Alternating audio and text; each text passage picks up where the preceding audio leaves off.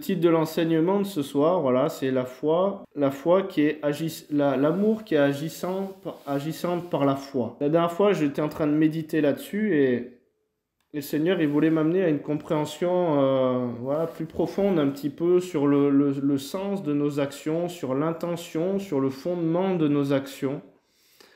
Et vraiment pour nous pousser à être bâtis sur le fondement de Dieu. Pourquoi? Parce que le fondement de Dieu, c'est l'amour. La Bible, elle nous dit quoi?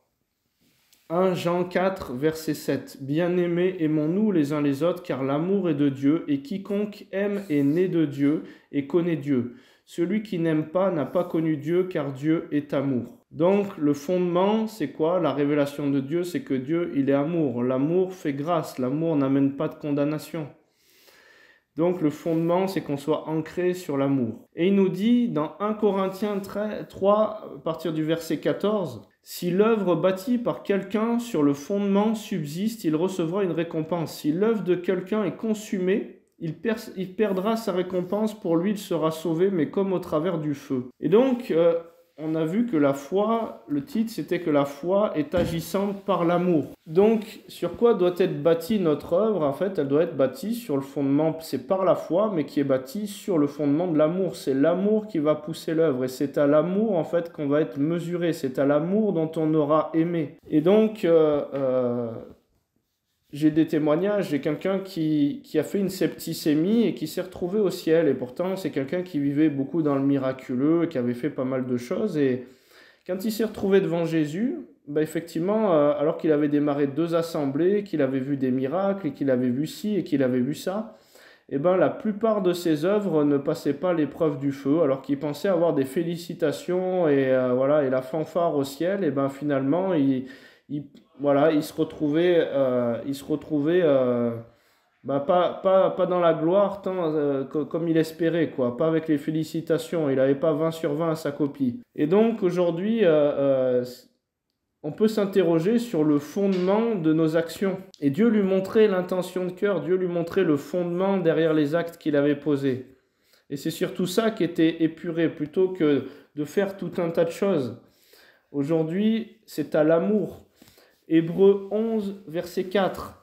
C'est par la foi qu'Abel offrit un sacrifice plus excellent que celui de Caïn. Vous savez, il a agréé une œuvre et il en a haï une autre. Mais pourquoi il en a aimé une et il a haï l'autre? Parce que c'est par la foi, mais la foi est agissante par l'amour. La foi est poussée par l'amour. Et Dieu, il voyait très bien qu'il regarde au cœur, il voyait celui qui fait une œuvre et celui qui aimait. Et celui qui a fait une œuvre et qui n'était pas dans l'amour, la finalité, c'est qu'il a tué son frère. Et c'était toute la pensée de cœur qui se révélait.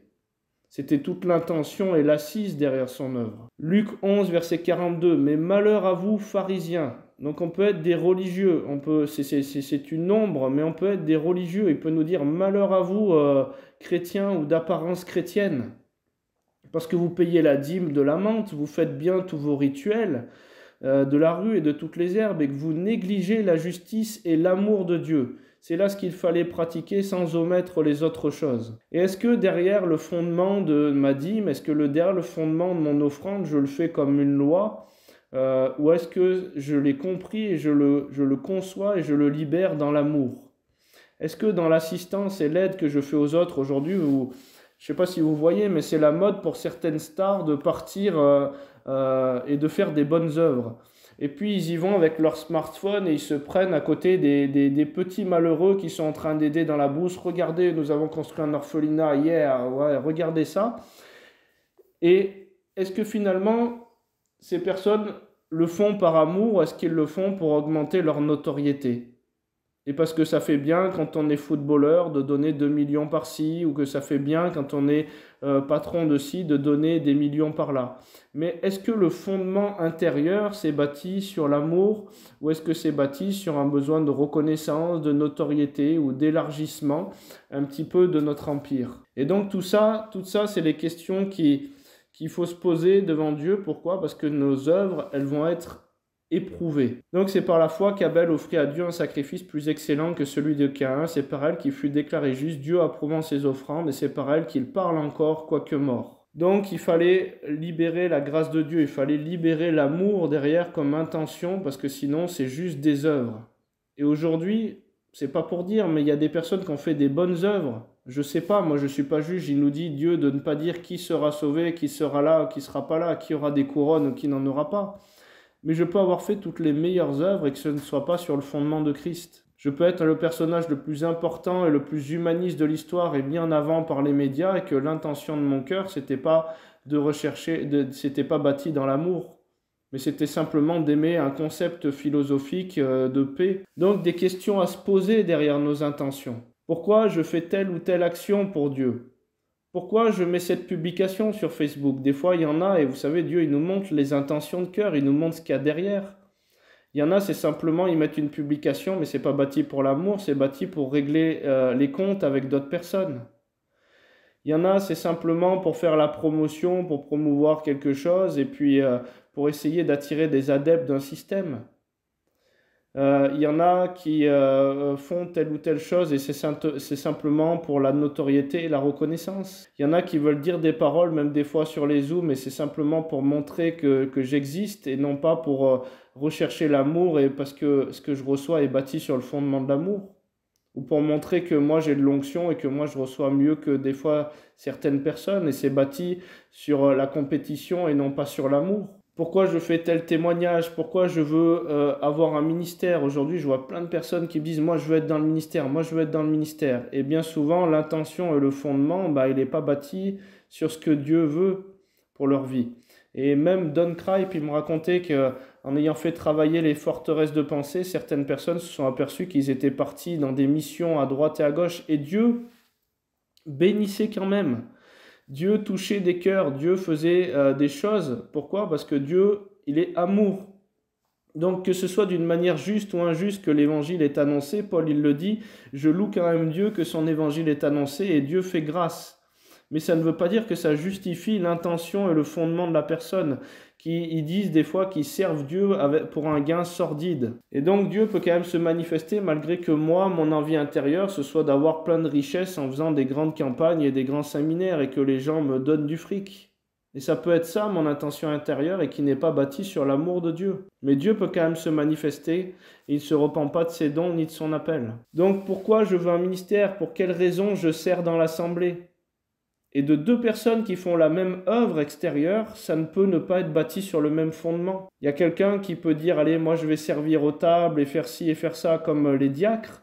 Et il y en a qui vont vraiment le faire avec passion pour pouvoir porter l'évangile et décharger et aimer faire ces choses-là. Et il y en a d'autres qui vont simplement le faire pour dire, regardez, moi au moins je fais quelque chose, ah, eux ils font rien. Et donc sur quoi est bâtie notre intention? Même quand on prie, est-ce que quand je prie pour la personne, même pour sa délivrance, est-ce que il y a l'amour en moi qui me pousse à faire ces choses-là? Est-ce que quand je prie pour la guérison, il y a l'amour en moi qui me pousse à faire ces choses-là? Aujourd'hui, on peut prier pour la guérison, comme il racontait Bénin quand il a fait son attaque cardiaque et qu'il s'est retrouvé devant Jésus, sans aucune compassion, mais juste parce qu'il avait cette onction et Dieu guérissait, mais lui, il se moquait un peu des gens, quoi. Bon, il s'est repenti, hein. C'est quelqu'un que j'aime beaucoup, j'apprécie ce qu'il véhicule, hein. Je ne suis pas en train de jeter des pierres, c'est des témoignages qui servent d'exemple pour nous amener à la compréhension de certaines choses. C'est pas parce qu'il y a un fruit extérieur que Dieu valide l'intérieur. C'est pas parce qu'il y a un beau drapé, parce qu'il y a un parement qui a l'air sain qu'à l'intérieur le fondement est sain. Aujourd'hui, il y a des personnes qui sont dans le ministère, et je le sais, même dans notre réseau, et dans l'intention du cœur, comme ils commencent à vivre dans l'onction, à prier, qu'il y a des gens qui tombent, qu'il y a des choses qui se passent, et je sens qu'ils commencent à le faire un petit peu pour montrer, regardez, moi je vis un peu plus de choses que l'autre personne à côté, et le fondement n'est pas dans l'amour, mais le fondement est bâti dans une notion de compétition. Ou alors des personnes qui, quand ils prient pour la guérison ou la délivrance, ils regardent à droite à gauche pour voir si les gens les regardent, pour dire, regardez ce que je fais. L'amour, il est désintéressé, c'est une grâce, il n'attend pas de retour, il n'attend pas de regard, il attend simplement juste d'aimer. L'amour, il aime même dans le secret, il n'a pas besoin de montrer les choses. Après, est-ce que Dieu peut demander de montrer les choses pour témoigner de sa gloire? Oui, c'est autre chose.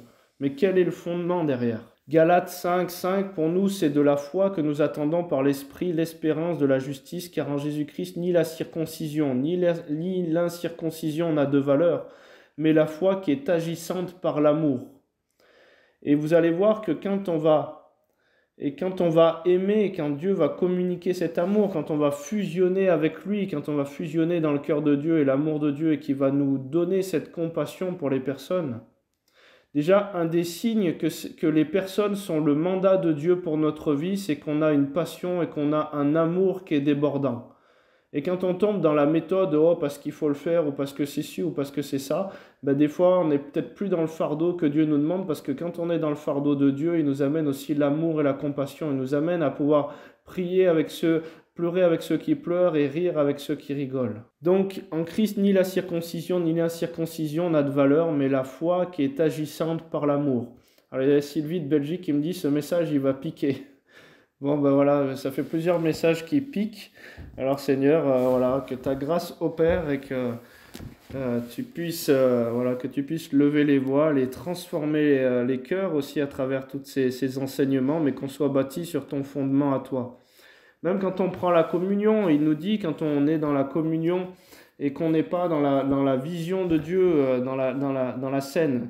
C'est pour ça qu'il y a parmi vous beaucoup qui sont malades et même qui sont morts. On ne la prend pas dans les dispositions de l'amour, on ne s'attend pas et on est capable de faire le rituel et tout parfaitement sur le rituel et de ne pas être assis dans la base de ce pourquoi on vient communier. Et donc c'est important que tout soit fait dans la base de l'amour. Le fondement, c'est quoi? C'est d'aimer Dieu de tout notre cœur, de tout notre être et les autres comme soi-même.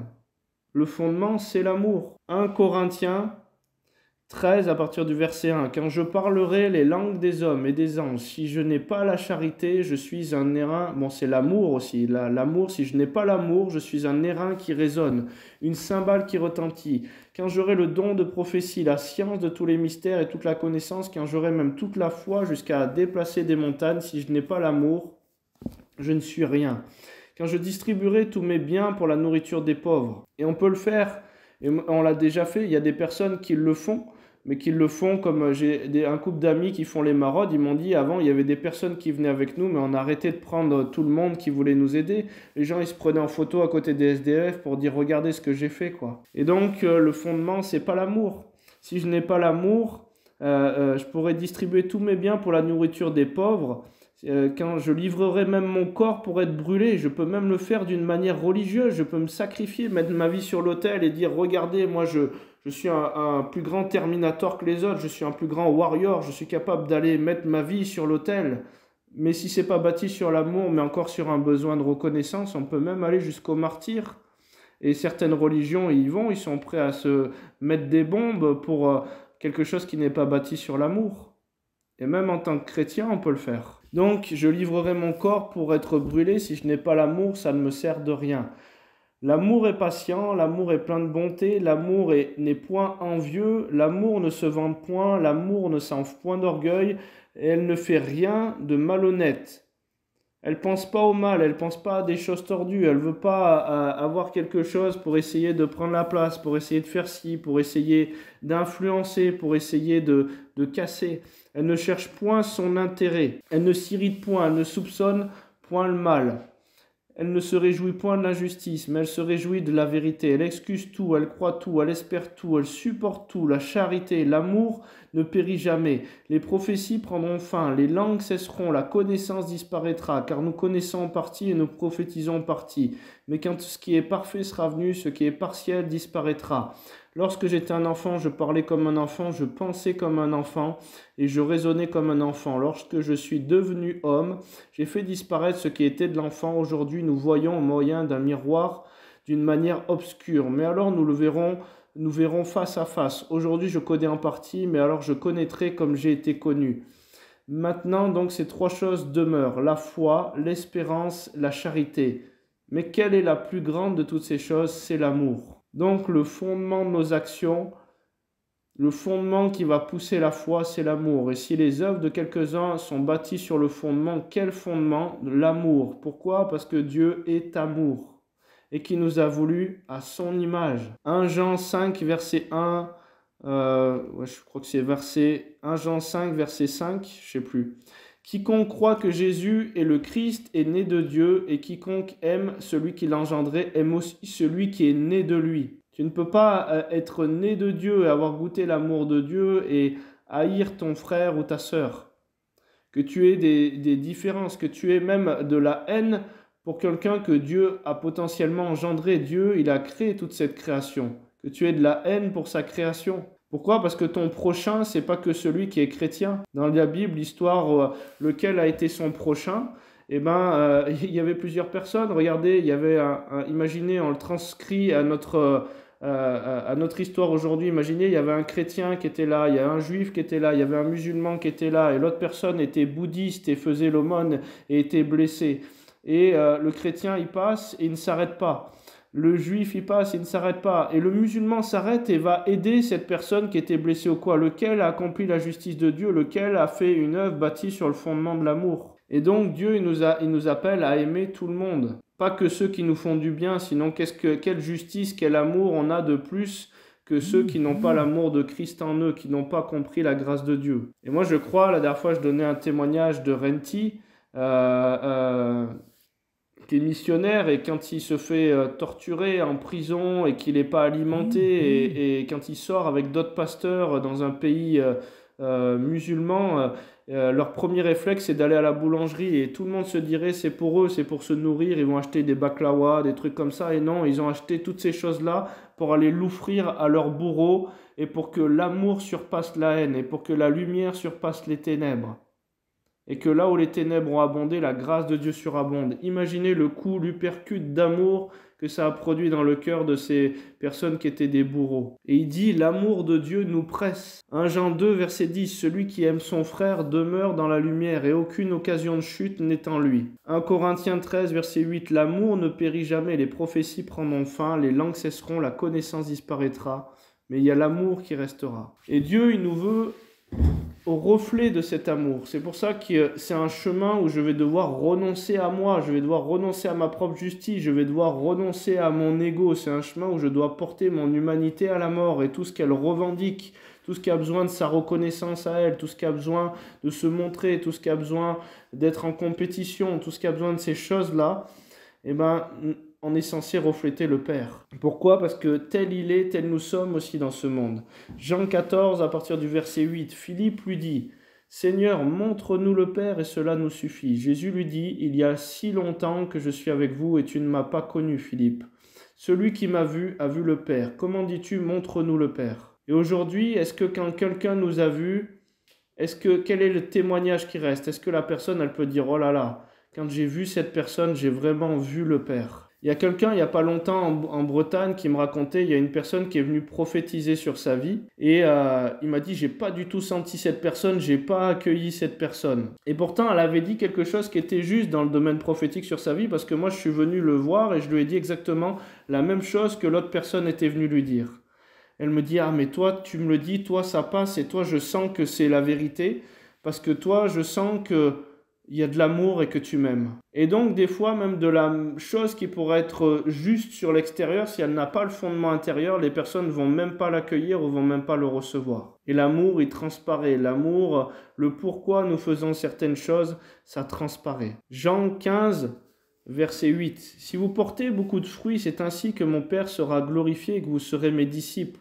Comme le Père m'a aimé, je vous ai aussi aimé. Demeurez dans mon amour. Si vous gardez mes commandements, vous demeurez dans mon amour, de même que j'ai gardé des commandements de mon Père et que je demeure dans son amour. Donc si vous m'aimez, gardez mes commandements, demeurez dans mon amour. Celui qui demeure en moi, je demeure en lui. Demeurons où? Dans son amour. » Et aujourd'hui, c'est fou, mais la Bible, elle dit que l'amour de Dieu nous presse en nous. Et il y a des choses en moi que j'ai vaincues et j'arrive à une certaine stature dans l'amour. Tout n'est pas parfait, j'ai encore des points que le Seigneur travaille. Et merci Seigneur de travailler ces points, au moins ça m'évite de pouvoir peut-être m'accaparer des gloires, qu'il y a encore ces choses qui sont à traiter. Mais cet amour me presse tellement que des fois dans les assemblées, j'ai l'impression, comme Paul il dit à Timothée, mon fils bien-aimé dans la foi. Mais moi j'ai l'impression de voir des personnes que je suis en train de former, de les aimer. Pourtant ils sont des fois plus âgés que moi, ils ont déjà des fois 70 ans. Mais je les vois comme des enfants, comme mes enfants, sur lesquels je serais prêt à mettre ma vie sur l'autel pour les amener à aller plus loin. Et c'est quelque chose que j'avais pas du tout avant. J'étais dans une espèce d'optique un petit peu comme un formateur militaire, mais il n'y avait pas cet amour derrière. Mais même des fois, quand je les reprends, j'ai cet amour qui est là pour leur dire, écoute, il faut que ça suffise, comme un père qui veut reprendre son enfant. Mais ces personnes, je les aime. Ces personnes, je les aime. Et je sens qu'il y a quelque chose en moi, voilà, qui est poussé plus par l'amour que par un devoir-faire militaire, que par devoir faire des formations, devoir faire ci. Et des fois, même quand certains me disent j'ai tel conflit avec telle personne, bah des fois même, c'est peut-être pas juste, mais l'amour en moi va essayer de couvrir leurs fautes et va essayer de leur trouver des raisons de pourquoi ils se sont comportés comme ça. Il y en a certains, ça les agace. Ouais, mais tu vas toujours trouver des excuses pour essayer de justifier. Oui, mais parce que je les aime, et comme un père défendrait son enfant. Et donc c'est ce cœur du père qui doit transparaître, et même dans le service, parce que si on n'a pas ce cœur du père dans le service, on va juste être des militaires et des instructeurs de combat, un petit peu vides à l'intérieur. Oui, alors prophétise, oui, mets-toi à l'écoute, oui, jeune, machin, oui, ci et ça. Mais tout doit être sur le fondement de pourquoi je fais la chose, de l'amour, et quand on va être dans l'amour, on va communiquer l'amour. Que l'amour, Romains 12, verset 9, que l'amour soit sans hypocrisie, ayez le mal en horreur, attachez-vous fortement au bien. Et c'est notre part de rester attaché, c'est notre part de choisir la vie, c'est notre part de choisir l'amour, de rester ancré. Romains 13, verset 9. En effet, les commandements, tu ne commettras point d'adultère, tu ne tueras point, tu ne déroberas point, tu ne convoiteras point, et ce qu'il peut encore y avoir se résume dans cette parole. Tu aimeras ton prochain comme toi-même. L'amour ne fait point de mal au prochain, l'amour est donc l'accomplissement de la loi. Et effectivement, si vous partez de la base de l'amour et que vous reprenez tous les commandements, le décalogue, déjà, décalogue, ça veut dire les 10 paroles et non pas les commandements comme une ordonnance. Et ça, c'est important de comprendre des fois. Dieu nous donne des conseils et pas quelque chose où il nous oblige à faire. Et donc, si je suis dans l'amour, l'amour ne veut pas convoiter ce qu'a mon prochain. Si je suis dans l'amour, je ne veux pas tuer comme l'histoire de Caïn et Abel. Si je suis dans l'amour, je ne cherche pas mon intérêt. Si je suis dans l'amour et j'accomplis tous les commandements de la loi qui se résument dans le fait d'aimer, comme j'aimerais être aimé. Aimer les autres comme soi-même. Donc le Seigneur, il nous attend dans l'amour, il nous attend dans la mort à soi pour que son amour à lui puisse grandir en nous. Maintenant, l'amour qui est guidé aussi par sa vision à lui. Pourquoi? Parce qu'on peut avoir un amour humain comme Pierre et puis penser bien faire avec toute l'intention de nos cœurs et puis que ce soit quand même quelque chose qui n'est pas juste. Donc c'est pour ça que l'amour, il est agissant dans la foi. Donc notre amour a besoin d'être aiguillé dans la foi et la foi, elle vient dans Romains 10, de ce qu'on entend, et ce qu'on entend vient de la parole que Dieu nous adresse. Donc c'est lui l'autorité de cet amour pour ne pas que notre amour humain, des fois on a un amour, et je vois des gens, ils sont vraiment amour, ils pourraient vendre leur maison, dépenser tous leurs biens pour aider les autres, mais ce n'est pas un amour qui est dirigé par la Seigneurie de Christ. Et c'est pour ça que l'amour est la foi agissante par l'amour. La base c'est l'amour, mais derrière la foi qui va impulser cette dynamique, c'est Dieu qui est l'autorité, c'est Dieu qui nous donne la direction. C'est Dieu qui aligne ces choses. 1 Jean 3, verset 10, c'est par là que se font reconnaître les enfants de Dieu, les enfants du diable. Quiconque ne pratique pas la justice n'est pas de Dieu non plus que celui qui n'aime pas son frère. Donc c'est par là que se font reconnaître, c'est à ça qu'on est visible.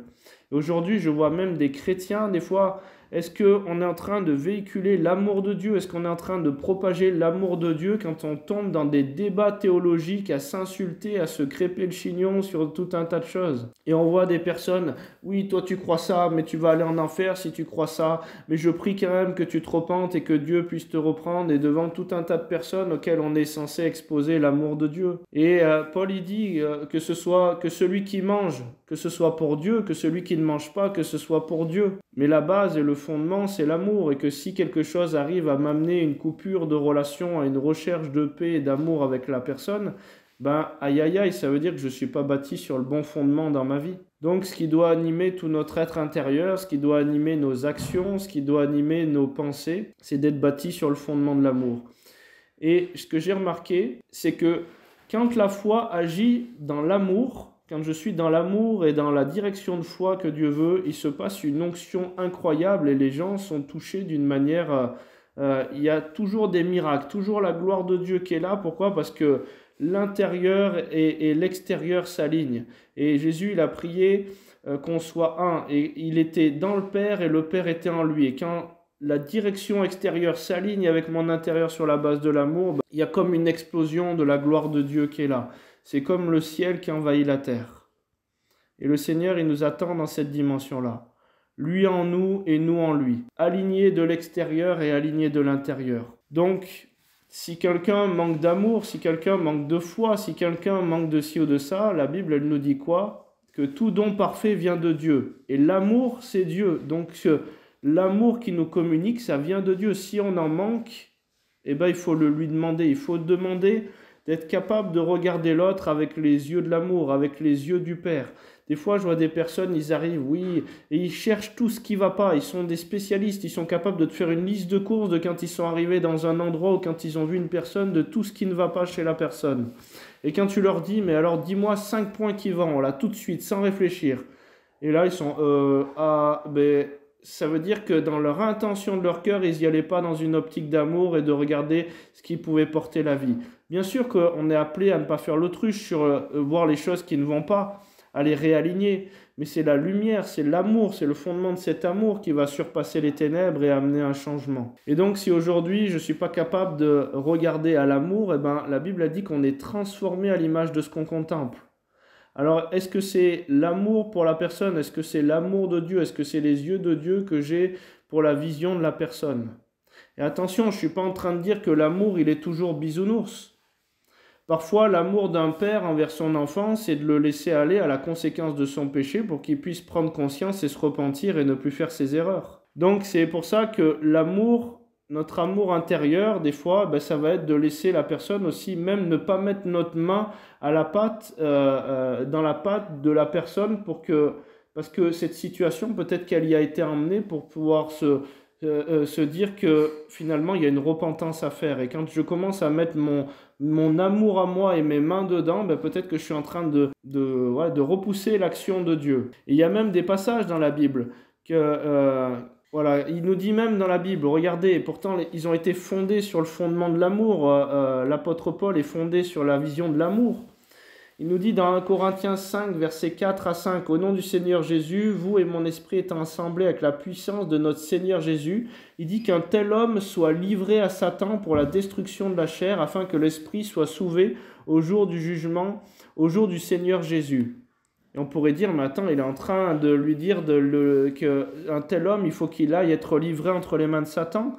Ben, le rôle de Satan, c'est de nous faire payer les conséquences de notre péché, pour pouvoir nous ramener sur le chemin de la grâce. Et si des fois je veux essayer par mon amour humain de court-circuiter cette action et de mettre mes mains dedans, eh ben je ne laisse pas le processus et la conséquence du péché amener la personne à se dire « Ok, il faut que je me réaligne.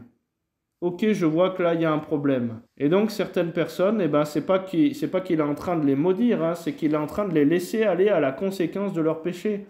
Pourquoi? Parce que la condamnation, c'est l'ennemi. Et quand il y a une brèche, quand le péché est là, l'ennemi vient pour condamner. Et quand il y a la conséquence de cette condamnation qui est là, et ben des fois, ça amène des personnes à la repentance. Alors même, des fois, les laisser aller à comprendre, à avoir la conséquence de leur péché, ben, c'est aussi de l'amour pour la personne. Et c'est pour ça que l'amour du Père, eh ben, va nous demander des fois aussi une part sacrificielle. Pourquoi? Parce que moi, je voudrais faire comme Pierre. Moi, je voudrais passer devant Jésus et dire, attends, il ne faut pas que ça se passe comme ça. Mais l'amour, il est agissant dans la foi, dans la parole que Dieu, il va nous dire. Ça va pour tout le monde? Mais Seigneur, voilà, moi je te prie ce soir, tu vois, moi il y a des zones encore où tu me montres, hein, je réagis, où c'est bien le Cyril selon la chair qui réagit et pas le Cyril qui est pétri dans ton amour, dans les lieux célestes. Ben Seigneur, donne-moi encore plus d'amour. Seigneur, augmente l'amour dans cette assemblée. Augmente la vision de ton amour et qu'on puisse se regarder avec tes yeux à toi, Seigneur. Augmente l'amour en nous. Augmente même l'amour pour nous-mêmes aussi, puisqu'il faut aimer les autres comme soi-même, Seigneur. Donc, augmente, Seigneur, qu'on ait la juste vision dans ton amour pour nous-mêmes, pour les autres, et la juste révélation de ton amour pour nous. Seigneur, augmente l'amour. On te le demande dans cette assemblée. Augmente l'amour.